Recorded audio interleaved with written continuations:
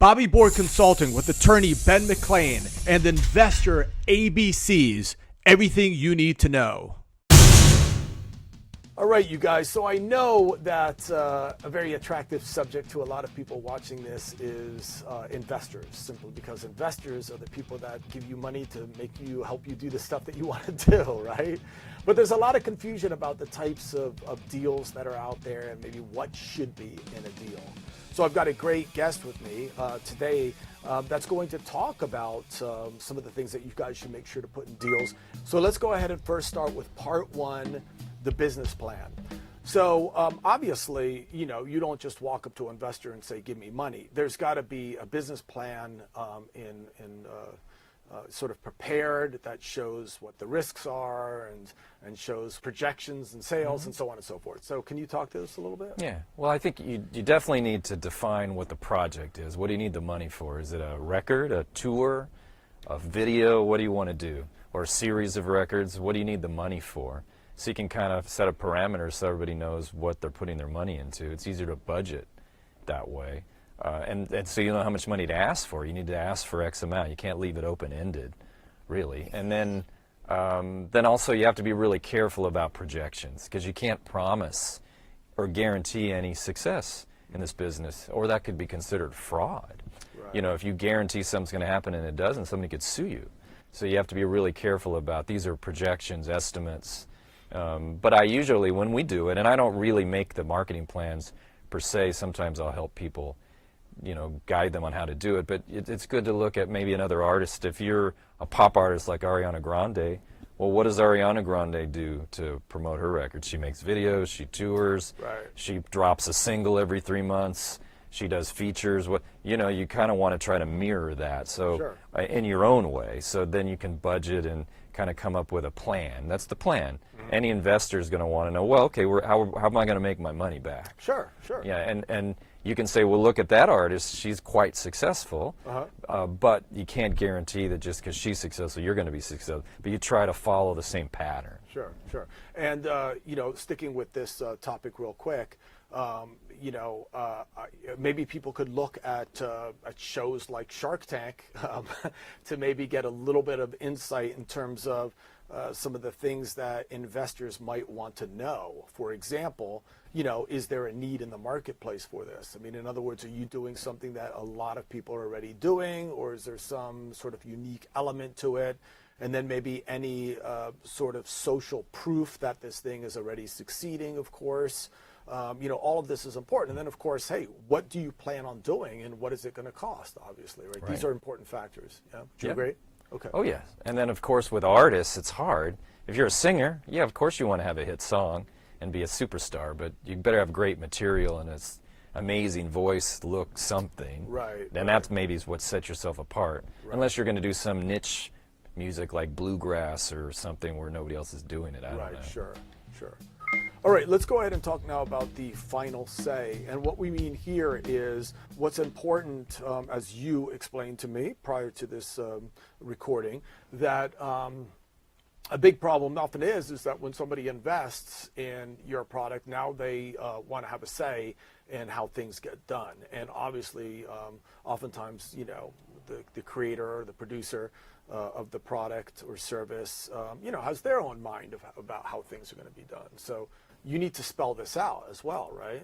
Oh, yeah. Very much so. Because I think a lot of people that give money, they're sort of control freaks sometimes. And they really want to, especially it's their money, they want to direct how it's spent, etc. So, and if you're a creative person, obviously you want to know what song you're going to put out, how you're going to pattern, the visuals that you use, the production for your stage show. You don't want some business person or maybe some outsider telling you that has no experience in the business. Right. However, if you're taking a big check from somebody, then they might want to have more control than if it's a small check, and that's a factor too. How much money's involved. Right. The more money somebody gives you, usually the more control they're going to have. Right. Okay, and then finally, let's talk about payback real quick, because any smart investor is thinking, okay, I put this much in and I'm going to get this much back, So we probably need to make sure to put that into the deal too, like specifically how they're going to get it back, when they're going to get it back, from what income streams are they going to get it back. Yeah, that's important, because if they put in, say, $10,000, they're definitely going to want to make that back. Plus, they're going to want to make a profit. Sure. So is the profit base, is that 5% on top of that, 10% on top of that, for 1 year, for 2 years, forever? And is it just from, say you're a recording artist, is it going to be from record sales and streaming and licensing, or is it also going to be money you make from touring, money you make from merchandising or acting or modeling? All that could go into the pot to pay people back or go towards their profit. And there may be other investors too. If you have a series of investors, maybe one takes priority over another. All those things have to be kind of spelled out in your investor. You have to have an investor agreement, for sure. Absolutely. All right, and now as a tag to what I said we were going to talk about, finding investors. And we talked about this before. Investors don't grow on trees.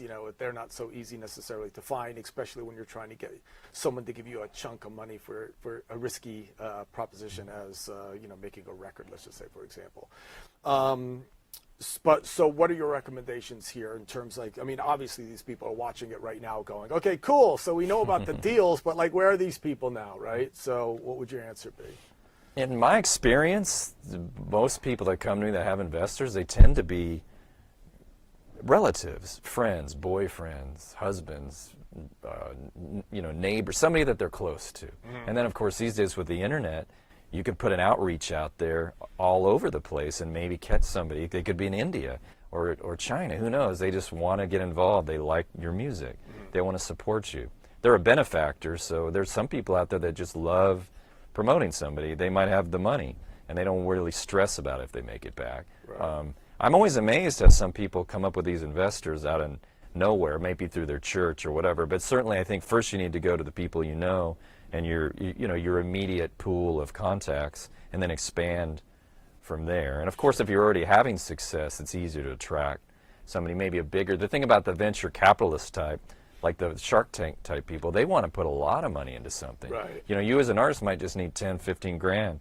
That's nothing to a venture capitalist. They want to put millions into something because they're going to make a bigger profit. So sometimes it's harder for a brand new artist that doesn't need much to find an investor. Yeah. It's almost sometimes easier to find somebody who wants to put something into a big tech startup or something where they need millions. Because when you see what can you make back on a Google versus somebody having a hit on radio, it's a lot different. Right. One of the things I've seen in the continuing on with what you're saying, one of the things that I've seen in this wacky business of ours in Los Angeles, especially, is, as a side note, many people out there have to be very, very careful about people that want to get involved and throw some money their way, because maybe the agenda might not necessarily be I want to promote your career, but I want to get to know you. Well, it's true for female. Yeah, that's happened with a lot of female clients where the person has an ulterior motive a lot of times, why they're giving the money and what they expect in return. So definitely, if you're a girl, be careful of that. Yeah. That's definitely something that unfortunately they have to burden. So, but it's always clear to be very upfront and just say, We'll get a contract. Because even if that's going on, if you have a contract that spells out exactly what they're giving and what they're getting back, you hope that doesn't happen behind the scenes, but at least that's not the only thing that's driving it, because you have a legal binding contract and you have to fall back on it. Excellent. Thank you very much for that. So I hope you enjoyed that clip on investor ABCs. Similar tips are available in my books, Business Basics for Musicians and Music Marketing for the DIY Musician, available on Amazon, or you can go to bobbyborg.com and download the first chapters for free. If you guys have any comments or questions, please leave them in the discussions below and we'll be sure to get right back to you. Also, we recommend that you check out these additional videos to help you turn your art into a more successful business. Please be sure to subscribe. Bobby Borg Consulting. Peace.